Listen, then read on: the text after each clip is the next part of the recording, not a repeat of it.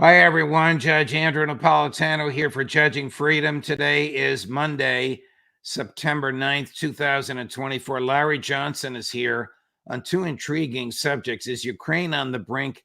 Is the American military on the brink? But first, this. A divisive presidential election is upon us, and the winner is gold. Let me tell you what I mean. Since 2016, our national debt has grown a staggering 70%, and gold has increased by 60%. Do you own gold? I do. I bought my gold in February 2023, and it has risen 33%. You've heard me talk about Lear Capital, the company I trust. Let me tell you why. Recently, Kevin DeMeritt, who is the founder and CEO of Lear, assisted the FBI in discovering a nationwide gold theft ring. And because of Kevin's good work, the FBI caught these people before they could steal anymore. That's why I have been saying the people at Lear are good people. They believe in America. They believe in their product, and they're honest to the core. So take action right now, my friends. Call 800-511-4620 or go to LearJudgeNap.com. Protect your savings and retirement before it's too late. 800-511-4620, LearJudgeNap.com. Remember, hope is not a strategy. Larry Johnson, welcome here, my friend. Much appreciated, as always.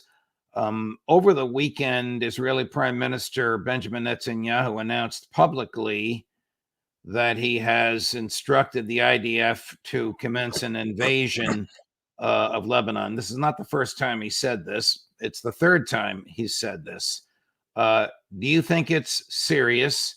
And do you think the Israelis can pull this off, given that they're not backing off an inch in Gaza?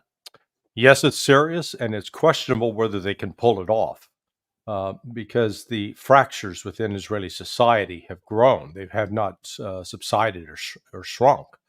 We've seen over the last week since the death of the 6 hostages, whether at the hands of Hamas or whether at the negligence of the Israeli military and security services, that the tensions have increased between the families of those hostages and their supporters and the government of Bibi Netanyahu. And, major clashes, not just in Tel Aviv, but in Haifa. And we're not talking about a couple of hundred people. We're talking about thousands. So on the one hand, Netanyahu's political support is as fragile as ever. But then you've also had pushback openly by the military against Netanyahu on several issues. Will they follow orders and go into Lebanon?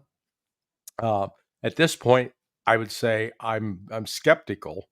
Not that they necessarily lack the desire, but that they lack the capability in terms of overstretched lines of communication, their ability to sustain troops in the field, limited number of forces because they rely so heavily on reserves. So, when you put all that together, there seems to be more chest thumping by Netanyahu as opposed to a real plan. And let's think about it. If you're genuinely planning to invade Lebanon, why the hell announce it in advance? I mean, what does he think he is? Babe Ruth? Hey, I'm going to hit it out of center field? Come on. Why would he do that unless he's more concerned with the narrative, about which more later when we talk about the head of MI6 and the head of CIA, than he is about reality on the ground? Well, that's exactly, you put your finger right on it. This is about managing messaging and trying to manipulate the public. Because, one of the things he said in that, we got to make sure we get all these people who are living in hotels back to their homes in northern Israel. Well, they ain't going back because the military effort that would be required to destroy the ability of Hamas to continue to launch rocket missile strikes into those northern settlements is, in my view, not within the capability of the Israelis, even if they use tactical nuclear weapons. It is because Hezbollah is well dug in. They've spent years prepping for this. It's not like this is the first time that they've been threatened with an Israeli attack. It was following the 2006 engagement, in which Hezbollah actually came out, had the upper hand in that they set about in real earnest constructing underground facilities. And we're not talking narrow tunnels like what we've seen Hamas come up with down in Gaza. We're talking massive underground structures that Israel's not going to be able to penetrate. The president of Turkey over the weekend, I don't know if it was in response to what President Netanyahu or Prime Minister Netanyahu revealed or not, called for the unification of the resistance against him. I don't know. Is that a dog whistle unification? Does that mean time for military action? Because they already are emotionally and politically unified against Israel, are they not? They are, but hey, the guy talking ought to look in the mirror. Erdogan has continued to allow oil to flow to Israel. As long as that oil flows, Israel is not facing an energy crisis. If Israel was facing an energy crisis, their ability to conduct military operations would be constrained. However, we are seeing Turkey. If you want to say where were they a year ago, where were they 5 years ago, where are they now? They're moving away from the West. They're moving away from the United States. They're moving away from the EU. They're moving more towards an alliance with those countries in the Middle East, and that will be aligned against Israel. That's the direction they're headed. And we got a hint of that last week with Turkey saying, "Hey, we want to join BRICS," which means they're going to leave NATO. It would end up being sort of de facto leaving. I think for now they want to stay in, but yet they're not going to be the ones who are going to be get handed all the dirty work, because they do represent the second largest army within NATO right now, and yet they're not going to go fight in Ukraine. They've made that pretty clear, and they're not going to get siphoned off into some other NATO military adventures in places outside of Europe. So there's, Turkey's trying to figure out what it wants to be when it grows up. With the exception of this Saturday conference in London, sponsored by the Financial Times, which featured the head of MI6 and the head of CIA discussing Kursk, it seems to be off the front pages. In fact, you don't see anything about it at all. Is there anything new going on there? The Ukrainian incursion into Kursk. Yeah, Ukrainians are losing. We talked, and I did some further research after, because one of the messages the West is putting out is, "Oh boy, Ukraine's captured 500 square miles of Kursk. Oh, big." I said, "Okay, exactly how big is that?" That's the size of Los Angeles City. Okay, that's the size of New York City, and yet the total size of Kursk, that entire region, is 12,000 square miles. So in other words, these Ukrainians are running around in about 4% of the territory. And it's not like they're sitting in all these major urban areas built up, lots of infrastructure. They're out in these little isolated villages. It says, give credit to Doug McGregor for the Pine Barrens reference, but right. It was like sitting out in Jersey in the Pine Barrens. You could have a campsite set up. There could be a little community out there, and you can, quote, control it, but you're not really controlling the movement of things in and out of that territory. The same for Ukraine right now. So the Russians are steadily moving in. They're mopping them up. They're just cleaning them up in one pocket after another.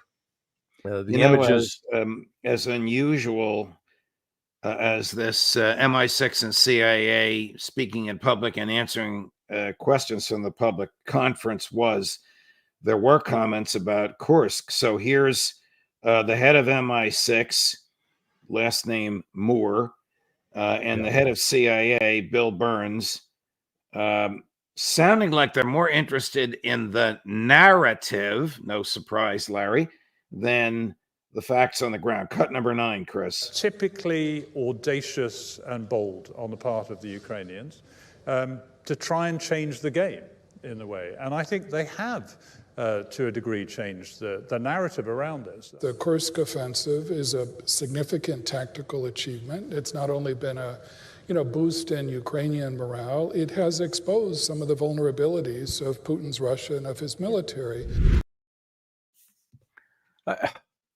There's no excuse for this level of stupidity by these gentlemen. I mean, and it's not like they're without experience. It's not like they've suffered brain aneurysms and lost half of their working gray matter. They've held positions both in intelligence and in diplomacy, with particular Burns with State Department. I mean, what they're saying is not true. It's a lie. And I realize the definition of a diplomat, somebody who worked with State Department, was a person who's paid to lie for their country. But come on, this is objectively has not advanced Ukraine's ability to fight Russia in any form or fashion. It has, in fact, led to a loss of significant Ukrainian capabilities, and the body count with each passing week keeps growing higher and higher, that I think we're well over 50% casualties on the part of Ukrainians. That's not a success. That's kind of, by that, if we use that measure, then General Custer, good job. They're a little bighorn. All right, here's Sir Peter Moore. My apologies for forgetting his first name and his title. Here's Sir Peter Moore again. This is even more absurd, Larry, because he's going to say Putin has failed. This sounds like that montage that producer Chris put together of Biden, Blinken, Sullivan, Austin, Kirby, all saying Putin has failed, Putin has failed, Putin has failed. Cut number 10. And it's important to remember how this started. It started in this phase with Putin mounting a war of aggression in February 2022. And 2.5 years later, that failed. It continues to fail. The Ukrainians will continue to fight. We will continue to help them to fight. And it's difficult. This is shameless that the head of MI6 should be saying in public, Putin has failed. Yeah, I guess they think they're like Judy Garland and Wizard of Oz, click those ruby slippers together, keep saying there's no place like home, and eventually you'll get there. Just by repeating a mantra over and over doesn't make it real, doesn't turn it into reality. And again, he's lying that this started with Putin. We had General Sersky himself say just the other day that this war started in 2014. Okay, and which is a true statement. This thing's been going on now for more than 10 years. It started with Great Britain and the United States launching a coup in Ukraine, in Kiev, in Maidan Square, in order to oust a president who was seen as too well disposed towards Russia and not willing to sell his soul and that of the Ukrainian people to the West. That's where this war started. Putin, he's just finishing it. The CNN is reporting that Ukraine seems to be suffering more desertions than acquiring more recruits. Can this be true? Yeah, oh, yes. And in fact, we could, I wish I had the technical skill to put together the linkage of all the different videos of these Ukrainian recruiters grabbing people, tackling them, beating them up, trying to force them into the back of a vehicle to go off and, quote, be trained. And as General Sersky himself acknowledged, confirmed what I wrote a week ago, that these guys are lucky to get 2 weeks of training before they're shoved to the front. Well, that's not training. That's just going through the motions. And so first you've got the desertions, and then you got the casualties. So no matter how many people you go out and, quote, recruit, the losses from those two things, the casualties and the desertions, means that the Ukrainian forces are decreasing. They're not increasing. President Zelensky has been asking for long-range missiles that can reach, obviously, Moscow and St. Petersburg. Do you think the U.S. will give them to him? I doubt it, simply because they recognize, in light of Russia's recent actions over the last couple of weeks, and I think, I know Alistair Crook talked about that today earlier with you, that the Russians are now hitting these training sites where foreign trainers are. And in the course of that, they're also killing NATO personnel, NATO contractors. Before, they may have been a little cautious in doing that, not now. They're going to kill them all, and they're going to kill them in large numbers if the situation avails itself. So I think the United States recognizes that if they go that route, then they're asking for a level of escalation that frankly, the West, and in particular the United States, is not capable of handling. Yeah, we could launch some initial strikes, but in terms of sustaining operations in the field beyond 3 or 4 weeks, no chance. We can't do it. We don't have the ability anymore. Here's a reporter asking Secretary Austin 3 days ago, why aren't you going to send long-range missiles? His answer is a little skittish, but it sounds like it's not going to happen. Cut number 4. President Zelensky has repeatedly requested for these long-range attacks inside Russia. Even allies agree. So what is stopping the United States from giving the go-ahead? I don't believe what is stopping the United States. I don't believe one specific capability will be decisive, and I stand by that comment. I think Ukraine has a pretty significant capability of its own to address targets that are well beyond the range of ATACMS or even Storm Shadow, for that matter. And as we look at the battlefield currently, we know that the Russians have actually moved their aircraft that are using the glide bombers beyond the range of ATACMS. So this is an interesting argument, but again, I think for the foreseeable future, we're going to make sure that we remain focused on helping them do those things that are enable them to be effective in defending their sovereign territory. Ukraine on the brink? No. Hey, at least Lloyd Austin has made clear that he's got a good job alternative once his Secretary of Defense thing comes out. He will be on Broadway doing tap dance because, man, I mean, good Lord, he was going at it like Bojangles there, really great Right. form. How precarious is Ukraine's ability to maintain resistance to the Russian military? It's deteriorating with each passing day. So you remember, it's been like a year, 3 months ago. So a year ago, February, when we were dealing with that young man, that Air Force kid out of Massachusetts, who is leaking all the classified documents. And what was contained in those classified documents at that time was the U.S. intelligence community assessment that Ukraine's ability to sustain an effective air defense was good for about until May of 2023. Well, we've seen that's true because since then, Russia is able to strike Ukrainian targets across Ukraine in the daylight, wherever they want, and without any effective opposition. So no air defense, no effective fixed-wing aircraft to fly out and combat Russian aircraft. The drones, they have drones, but they don't have drones in the quantity that Russia does. Artillery, they're lacking on that. They're losing significant pieces.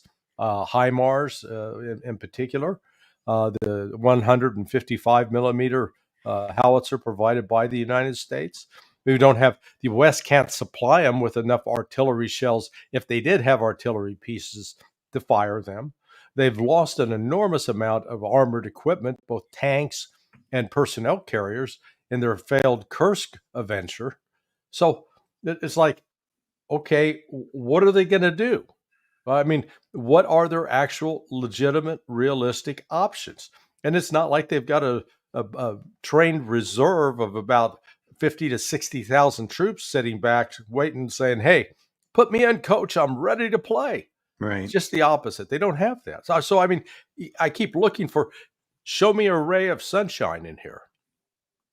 Do we know how much ammo they have left? How many weeks or months they have remaining? I don't, but it's not, you know, if we're talking ammunition for rifles, handguns, they probably have ample supplies of that. That's not tough to produce. But if we're talking the 155 millimeter artillery shells, very little, not a lot on that front. And it goes down with whether you're talking Javelin, anti-tank guided missiles, or even Patriot missiles. They've run out of those. You know, one of the thoughts is that the reason the United States is talking about using these JSAM missiles that are fired from aircraft is that they don't have enough HIMARS and enough Patriots, so they'll use that as a substitute. You have a piece out this morning, Larry, arguing that the American military, the United States Armed Forces, is being degraded. Right. What is that all about? Right now, across the board in the U.S. military, from Army, Navy, Air Force, Marine Corps, the criteria to get promoted, to be selected for leadership, is what you look like. So if you've got a particular hue of color on your skin, that means you're qualified for a position. If you happen to be of a lighter shade of pale, then you're not going to get promoted. Well, you know, this is a return to the racism that once divided the U.S. military.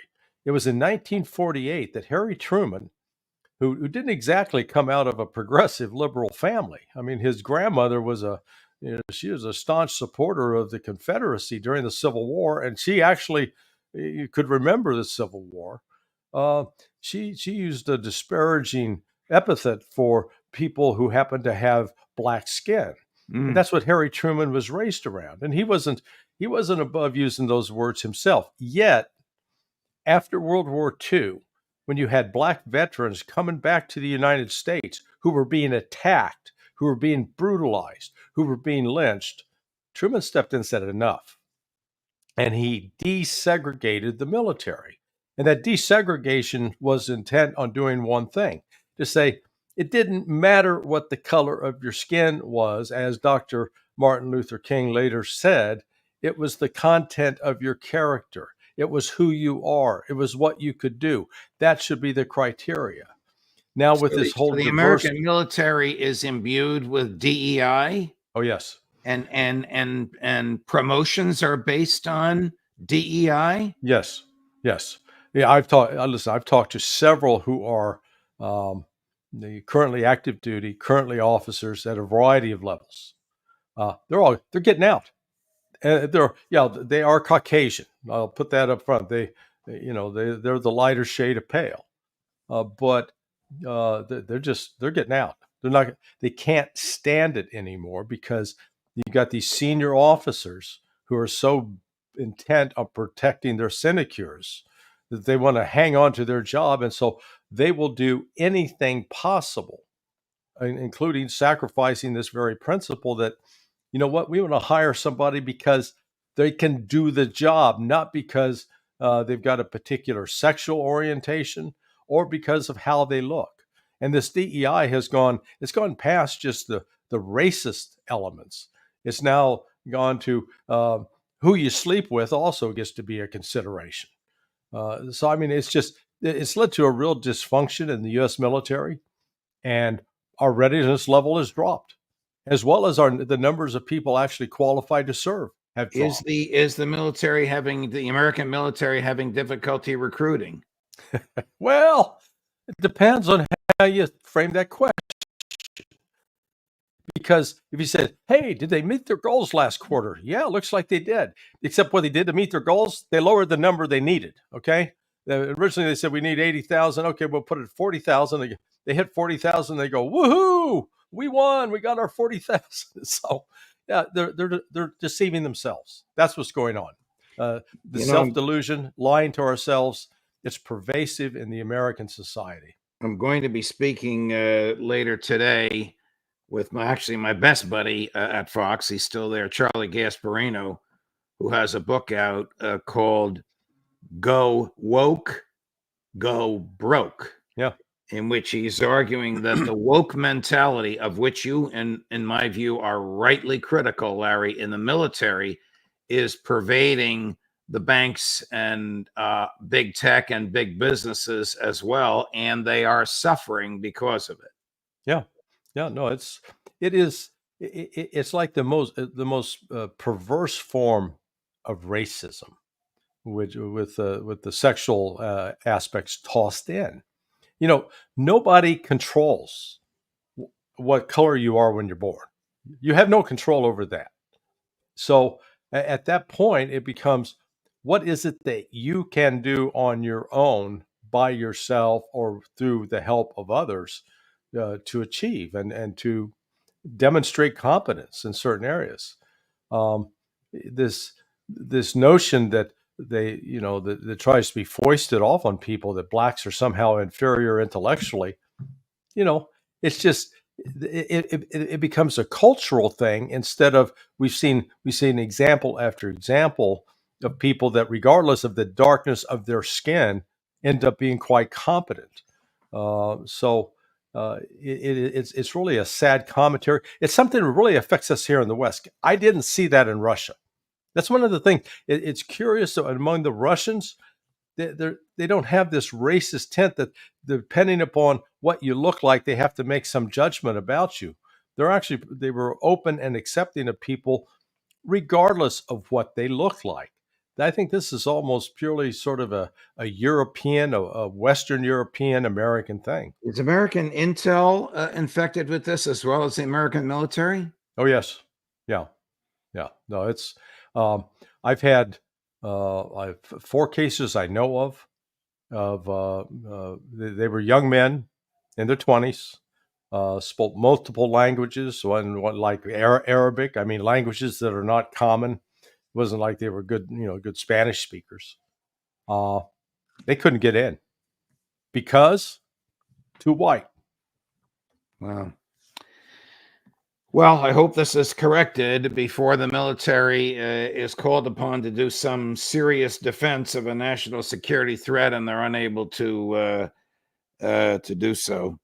And by the way, Alistair Crooks says that the commander of American troops in Europe, not General Cavalli, the commander of NATO troops in Europe, but another general, name escaping me. Carrillo, the CENTCOM commander, the commander of Central Command, was in Israel this weekend. I mean, would Netanyahu have announced this plan to attack, whether it's serious or fanciful, Hezbollah, without running it past America first? Oh, yeah, absolutely. I think he would. In fact, he may have been making that public announcement to try to get the United States to back off from, one of the things that was leaked, I guess, last week, is the United States has told Bibi, hey, we can't keep those aircraft carriers, on their extended deployment in the Persian Gulf, not doing anything. That was leaked this weekend. I don't know if it was leaked to send a message to him or if it's true. Yeah, no, I think it's true. Well, it's just objectively, from a common sense standpoint, it's got to be true, because there's no way you can keep these crews on these ships in that level of alert status and then actually have them continue to function well. It's just, it goes against human nature. Either you've got to be in a fight, and when you're in that fight, then your adrenaline's flowing, but to be always ramped up for, hey, get ready, be ready, and then you're constantly ready and nothing happens, it ends up dulling your reaction time. And plus, there's just a logistics strain that's put on these ships to sustain them. I mean, because you've got thousands of sailors and Marines out there. They got to eat. And whatever they eat and whatever they use, it creates trash. They got to dispose of that trash somehow. So, it's not like they've got a magic beam me up capability from Star Trek where they can just send their garbage off elsewhere. So the logistics, it's always the logistics, Judge. That's what's always you got to be prepared to deal with.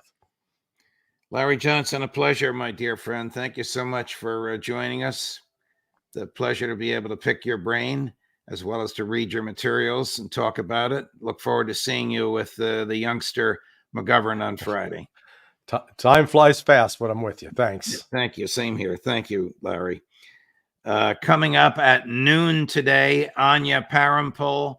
At 2:00, the one, the only, the revered, the ancient, the brilliant Ralph Nader. And at 3:00, my buddy Charlie Gasparino on many of the same subjects I was just discussing with Larry Johnson, how they affect American business and the prices you pay for the products you purchase. Judge Napolitano for Judging Freedom.